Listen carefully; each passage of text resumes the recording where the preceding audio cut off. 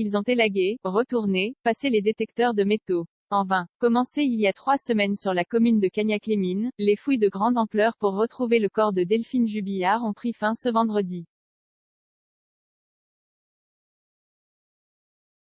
Les gendarmes, appuyés par l'armée et des services spécialisés, n'ont pas retrouvé la dépouille de la jeune mère de famille, disparue dans la nuit du 15 au 16 décembre 2020 du domicile conjugal, dans le Tarn. Ces recherches étaient nécessaires, il y avait des vérifications à faire, nous avons engagé des moyens importants.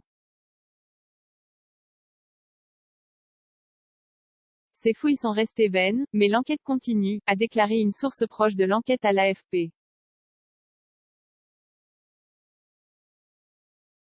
Aidés des experts de la force opérationnelle spécialisée du 17e régiment du génie parachutiste de Montauban, les enquêteurs de la section de recherche ont commencé par sonder les abords d'une ferme du hameau de Drignac.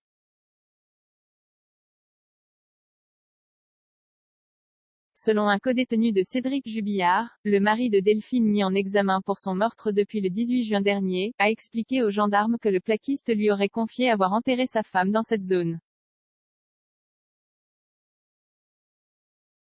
Nouvel interrogatoire le 11 février. Les secteurs boisés, et difficiles d'accès, ont été quadrillés près de cette ferme, mais aussi des sous-bois près d'un cimetière, un terrain de motocross ainsi que d'un champ de panneaux photovoltaïques.